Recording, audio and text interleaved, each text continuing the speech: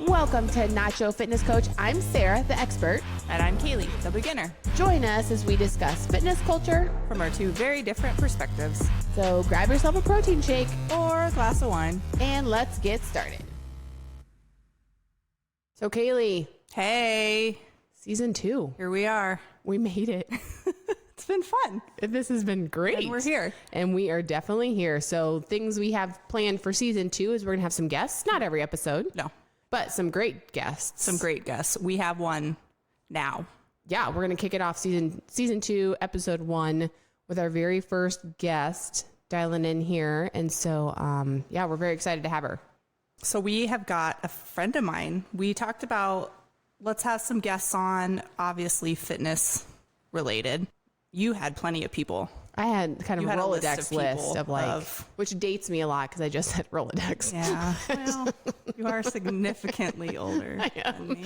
So, I had my list kind of kept growing. Right. And I was like, wait, I know people. Well, I was like, who do I know? Nobody really came to mind. And then all of a sudden I was like, wait, Kirstin. I do know someone. So we have her with us. Yes, we have got Kirstin Nath on the line. She is a bar instructor. Yeah, Hold master bar instructor. You work with a Bar Above group fitness?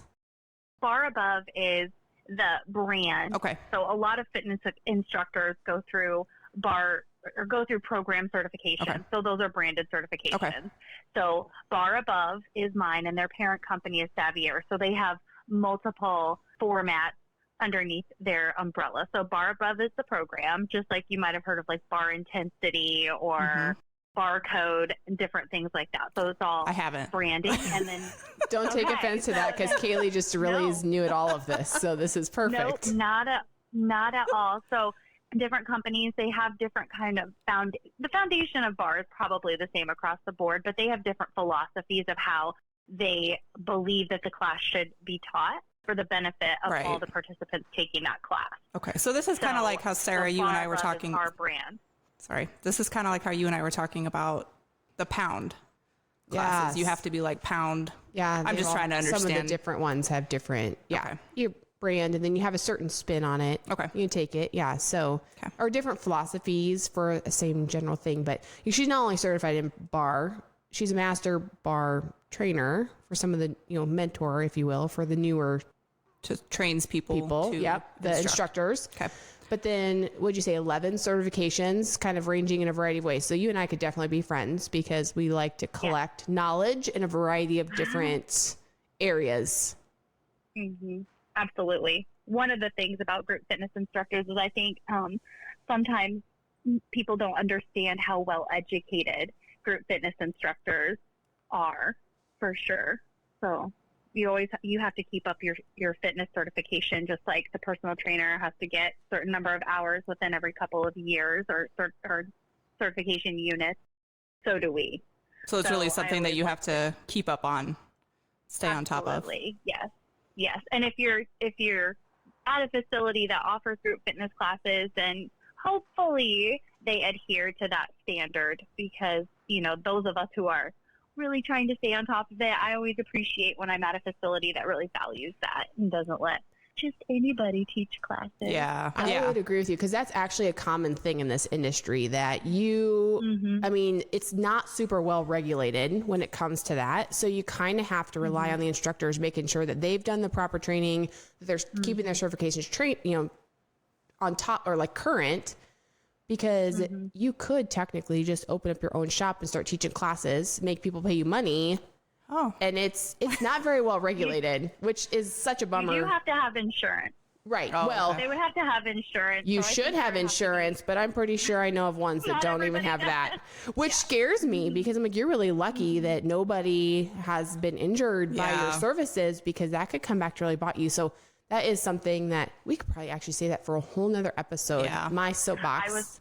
I was going to say, I was thinking the same thing, especially with all of the virtual stuff. But yeah, you're right. Another deep dive day. Yes, for sure. Okay. So bar is like one area of kind of health, wellness, group fitness classes that I have never done. So Caleigh and I are on the same page with this one because I don't think you've ever done bar yet either. Absolutely not. So all I know, and I've seen Kirstin's Instagram, and I've kind of followed this.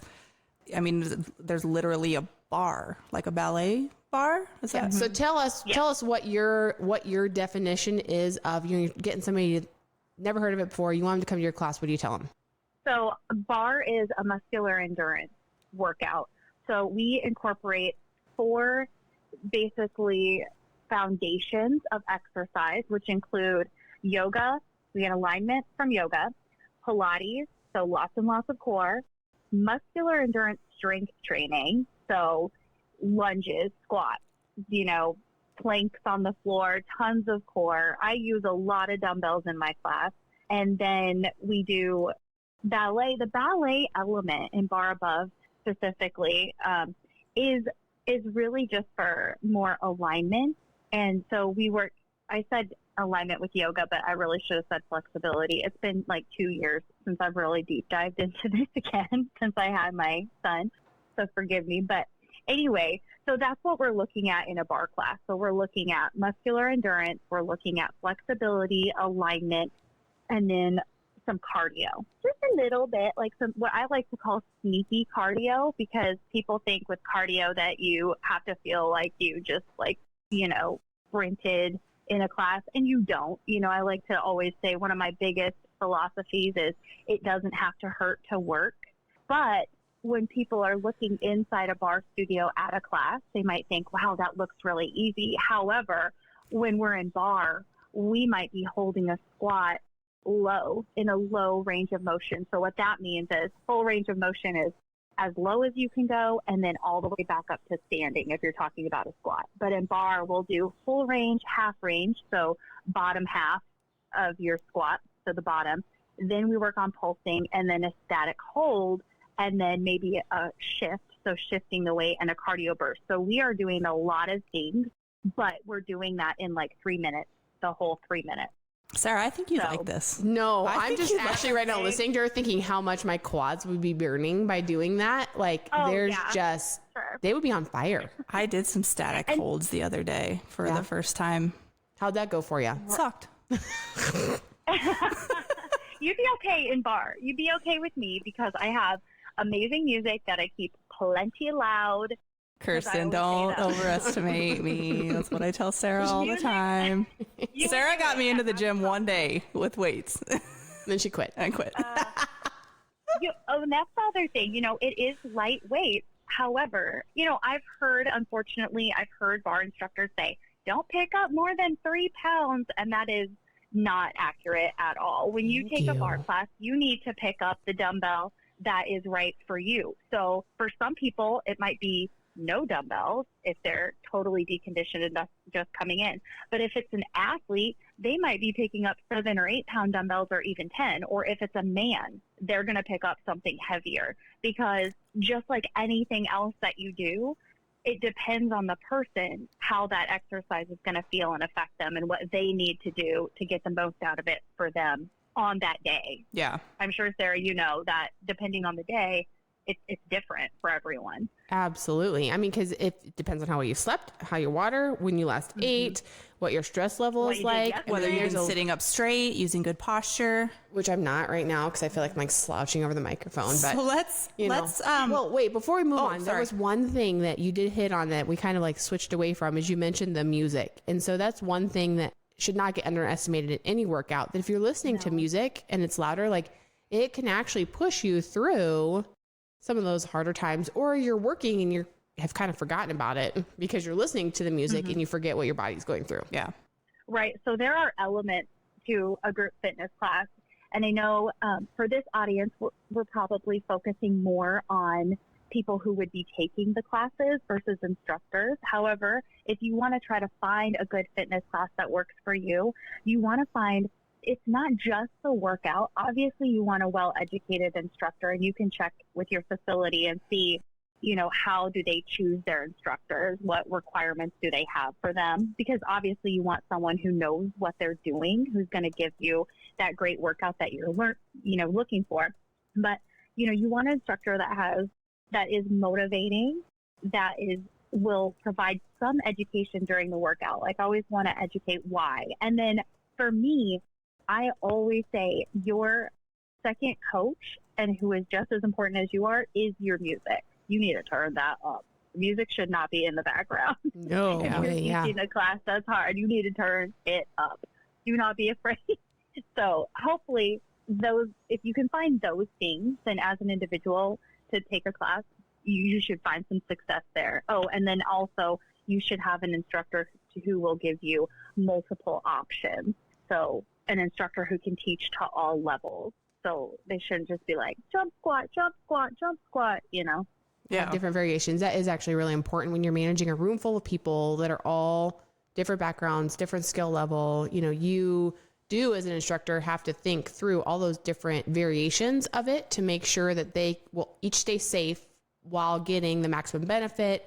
Or a lot of times too, I'll hear people that are like, oh, I can't squat. I'm like, you can. It's just making sure you're getting like the right stance to be able to do that, you know? So, you know, being able to coach everyone through that in a room does require a special level of talent. Yep.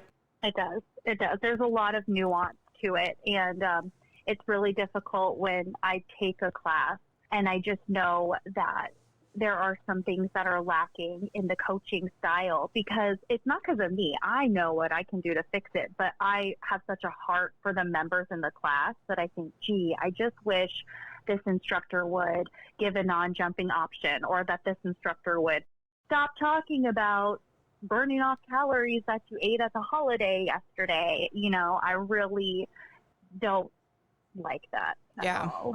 Me neither. So, like I'm like, how can I eloquently say that? But yeah, so because I want people to feel first and foremost welcome in my classroom. I want them to feel like I care about them, and I want them to feel or to know that I'm speaking the truth when I say that barre is for all bodies. So then how long have you been a barre instructor? Like, what's your career length at this point? You're going to be shocked because I've accomplished a lot, but I have only been teaching group exercise for just about 6 years. That's long. I mean, that's longer than the industry average of 5 years. Most people that I've run into, they've been like, oh, I've been teaching for 10, 15, 20 years. So I'm like, geez, I really missed the boat. No. Okay, well, that's good then. Yeah. Because I always have that imposter syndrome. Yeah, no, that's still a great length that you've been teaching. And it's beyond, like, the industry average is 5 years. Most of the time people get burnt out before they move on to something else. So it's easy to get burnt out. For sure. Kirstin, how did you, I mean, I'm trying to think back when I lived near you and we hung out. You weren't doing it then, obviously. You started 6 years ago. So how did you get started? So at that time, when we were hanging out, Sarah, you're going to appreciate this from what I learned about you earlier, that you like to strength train and lift heavy. Yeah. That's what I was doing at the time. So I started off with fitness. I worked at a gym when I was like 19 or 20. And really, I started off just running on the treadmill. So Caleigh's favorite thing. Yeah, that's where most people start, is on the treadmill. Yep. Running on the treadmill. And I didn't really know anything about fitness. And then I wanted to like get some muscle because I was just like skinny as a rail, which I didn't appreciate. I wanted to be stronger. And so then I started doing Jamie Eason. So she used to have on bodybuilding.com a really easy, accessible program. So I started doing that. And it was she has great recipes too, by the way. Yes, she does. So good. And then I did start working with a trainer like once a week, but looking back now, he wasn't really the right trainer for me. I didn't know enough then, but I know now that I wasn't getting enough out of that. But then so then I was able to strength train on my own, and that was pretty much all I ever did. But then after so now we'll fast forward quite a few years, and then I had my daughter who's 6.5 now. And when she was 1, I finally started going back to the gym, and I just felt like so bad about my body. It was just terrible. I think that postpartum time is just so hard to adjust to what you're like now. But we just have to have so much patience, and know that you will get there. It took that long to get that baby born, and it just takes that long to go back. That's my little note on that. But anyway, I started taking a group fitness class with one of my friends when I finally went back to the YMCA, and I had never taken it before. And I was like, it was Body Pump. And I was Body Pump. Les Mills, he was very popular. or he, she. And I don't know. I always thought it was a guy that did all the body pumps. So yeah, same thing. They're a company that used to be Body Systems, and then I believe they diverged. One program is Les Mills and the other is MOSA. And so I actually taught a few MOSA formats as well during my last few years. So anyway. But anyway, so I started taking that. I was like, this is awesome. So then I started taking more group fitness classes, and I found the classes that I liked and I didn't like. And then a bar training kind of like popped into my purview of life randomly. And I did not know what it was. I thought it was going to be like ballet. And boy, was I wrong. Like, if you want to know where your butt cheeks are, you just need to take a bar class. And you will figure it out. There we go. Yeah, there is. And so then I was like, I should not be doing this. Like, I can't teach this. Well, I had 6 weeks to figure out how to teach, and I had never, ever taught, and I had no mentor, unfortunately. And so I figured it all out. My program actually has, they do programming and videos kind of for you so that you do have something that you can go off of. So once I learned to master the 32 count, I was like in like one and realized that I should have been doing this my whole life. And then I continued to build on that and add more classes and add more formats to my repertoire, and then eventually became a master trainer, which is now called a program specialist at Barre. And then I started teaching other aspiring fitness instructors or current fitness instructors how to teach Barre above. That's awesome. Yeah. Mm-hmm. Love that. And now I'm working at an amazing house club, and they're wonderful, and they have very high standards for their fitness instructors. So I really appreciate being there. Very cool. Dude, I love that angle of it. It's something that doesn't get, I think, brought up or talked about a lot, but it is so important. Well, I think that we get so, as fitness enthusiasts, I see it more, but we get so kind of pigeonholed in what we like to do and what's familiar that we also have a comfort level. And Barre is one of those things that a lot of people, or group fitness, like you can't get the weight people in the fitness studio or the fitness studio people out in the strength training area. And I'm a big proponent of everybody having a very symbiotic relationship. So I tell my members, like, set up your appointments with the personal trainers that we have, and like, trainers, come to my classes and figure out what the heck is going on in here, because your people, people can't afford to continue on with their personal training, but there's still something for you that you can find, and I don't want people to be afraid of either of those components of the club, the strength or the fitness studio. Right. And I do feel like body pump was one of those that popularized bringing weights into the group fitness room more so. A lot of times it's like, I remember my mom in the 80s going to like step aerobics, and so I think there was a lot of people would think that group fitness classes were more like that. Right. So I don't know, at least that was the first one I ever ran across was body pump that started bringing the weights into the group fitness room. And then on the flip side, then you look at like CrossFit, that they brought the group fitness kind of vibe into like the heavy strength training. And so there is some blending over, but that's a really great thing to kind of encourage your people to do, because there's a time and a place and a season for all of it. Is this, Kirstin, is this something that you find, is this something that people stick with in general? Absolutely. Yeah. Yes. So group fitness in general is, we can narrow it down to my Barre class specifically, since my perspective too, but group fitness in general is so valuable for a variety of ways and to a variety of different elements of the club environment. It's valuable to the club itself because it aids in member retention. So folks who are attending fitness classes regularly are much more likely to stay with the health club when their contract runs out, versus people who are just going out and like doing their own thing, whether it be strength training or cardio or whatever. So that's why clubs really like it, and they really focus a lot on what is the conversion rate of check-ins at the club and who's going into the studio. So they really track that a lot. And then as far as the members go, it's awesome because that's where they build their community. So sometimes you like get up and you're like, oh, I'm just not motivated to go to the gym today. And I don't feel like creative to do my own workout or whatever it is. Mm-hmm. Even as professionals, I'm like, do I know what I need to do? Yeah. But do I want to do it? How much effort am I going to really put in? Or am I going to like half-ass it out there? Right.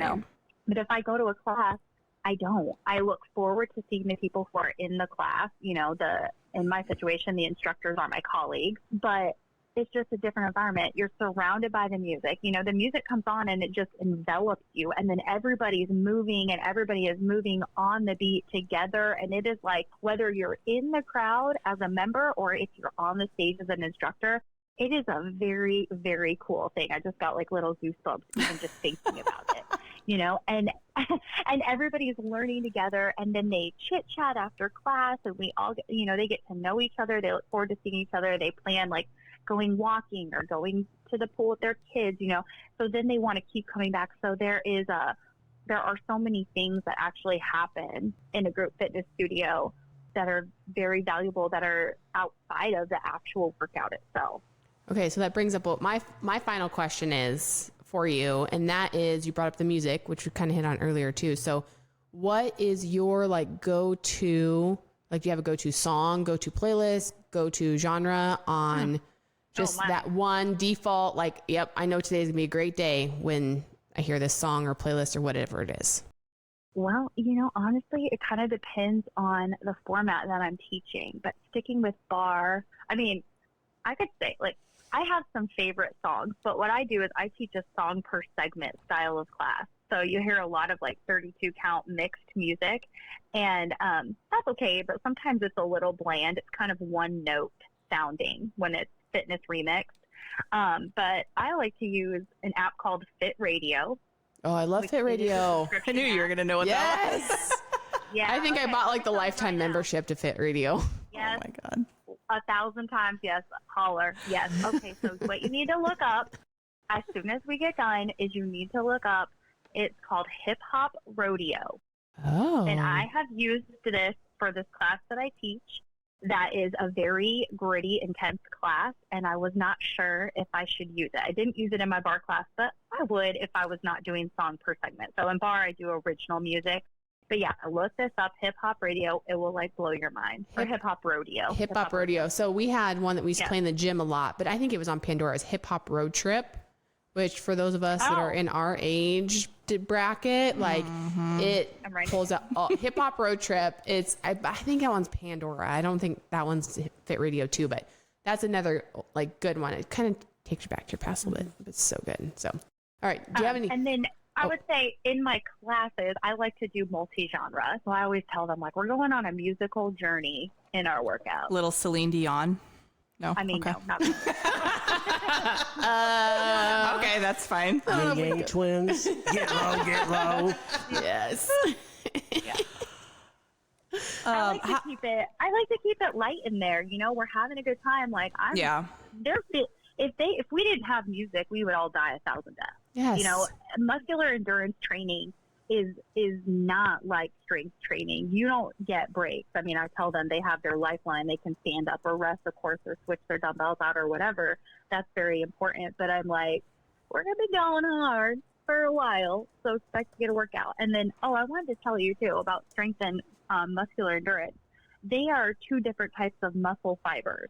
And so that's why I think it's important that people look at, classes like Barre, that train both type 1 and type 2 muscle fibers. So once the first fibers are like, no, I'm done, those strength training ones, then the other ones kick in. And then also focusing on external rotation, versus like always working front to back. We do a lot of transfer, so diagonal and side to side work in Barre, hip opening stuff that I think is really important, that people need to understand that we don't all just live life going up and down. Yeah, right. We don't always live front and back. Right. So Barre is excellent training for runners. I actually have a guy in my class right now who is training for an Ironman, and he takes my class regularly to help even out his training. I know. I'm sitting here like nodding my head saying yes, yes, I'm yes. And shrugging. Kayleigh's like, I have no, this is like gibberish to me. Kirstin, how long is a class? Like how long is one I class? teach my class in 45 minutes. Oh, that's start not to too bad. finish. I can handle that. So that's, yeah, you can. A lot. Here's the thing. These workouts are only as hard as you make them. I make You're the everything guide. a lot harder than it needs to be. Well, that's because you're always complaining. Wow. So this is not new. This is a character quality that has been with you your entire life. That's perfect. Okay. That makes me feel so much better that it's not just directed towards me all the time. I could not love Caleigh more. No, it's wonderful. That's awesome. Caleigh, you're my perfect participant. You're the one. Well, that's what I was just going to say. Sarah, should we road trip? We should. And go take a class from Kirstin. Yeah, we should do that sometime. We'll add it to the list because we keep collecting lists of how we're going to, keep Caleigh moving. So. And then podcast about it. How'd it go? Yeah. And again, you have all the power. We are just up there guiding you, but you decide what challenge you're going to take or not take, or if you're going to back it off, and I think that people who are taking classes need to give themselves grace that this class is for the person who is just starting out on their fitness journey to the person who is in a different place, maybe recovering from an injury or, an athlete that has never taken a bar class before or a group fitness class of any kind before. And everybody has a learning curve, the athlete to the regular, what I consider I'm like a regular person, who works out on a regular basis, but don't take it too seriously. I'm not training for any kind of marathon or whatever. And I think it's just, I had 5 or 6 new people in my class last week, and they were a couple of them were completely brand new, hadn't worked out in years. And at the end of class, where we're doing the cool down, I just kind of gave a general reminder to everyone that whatever you did today in this class is a victory. You took time out of your long day. You came in here. You got this thing done. I saw you all, so I know for sure everyone worked hard. So no negative self-talk. Yeah. You got to congratulate yourself for what you accomplished that day, and then just keep coming back. Right. That's the real battle. It is. It's continuing to come back. I know. The consistency. That sneaks up every single time. All right. Well, okay. So we're definitely going to have to make a road trip. We're going to go down to class or whatever. Yep. So Kirstin, thanks for educating us both on Barre a little bit. So I'm excited to come try it. I love feeling my glutes. So I like to feel. I mean, that they're still back there a little bit as they slowly grow. So thank you again. So Caleigh, what would you say if you love it or hate it? Like the idea of giving this a whirl. I'm definitely intrigued. Me too. I mean, I don't think I'd give it a complete rating until after the class. Yeah, I would definitely love to give it a go. I mean, so I'm leaning let's try it, and then we'll have to report back. So, all right, we'll do that. So thanks again, Kirstin. You'll have to take a couple classes. You can't judge on the first one. Consistency. We'll I know, consistency. Darn it. We might have to bring you to us. We'll find a way. So, all right. Well, thank you so much for carving out the time to be our guest today. We really do appreciate it. Thank you, Kirstin.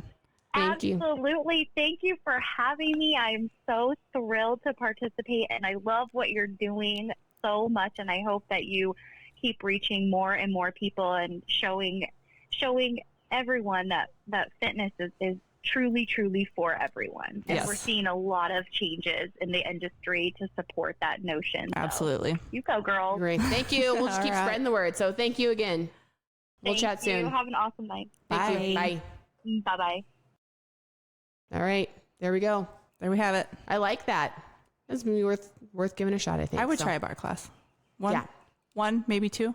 We'll see how the first one goes. Let's just get through the first one first. Yeah. I mean, I like hearing that it's only 45 minutes though versus an hour. Anytime I see a full class, like a class for an hour, I'm always like, ooh, that's a big commitment. Yeah. Like the 30 to 45 I can handle. So, all right, we'll do that. Okay. So there we go. A little bit about Barre Group Fitness. Yep. She hit on some of my soapboxes, so I like that. Yeah, I think you two could be friends. I think we might be. Those were two very different parts of my life. Yeah, but we still might actually work out. That was cool. So I like it. Okay, there we go. Until next time. Bye. Thanks for listening. Be sure to head over to our Instagram at Nacho Fitness Coach and let us know how you feel about the topic. Do you love it or hate it? Also, don't forget to hit that subscribe or follow button wherever you're listening. And if you like our podcast, leave us a rating. See you next time. You've been listening to Euphony Innovatives Sonified.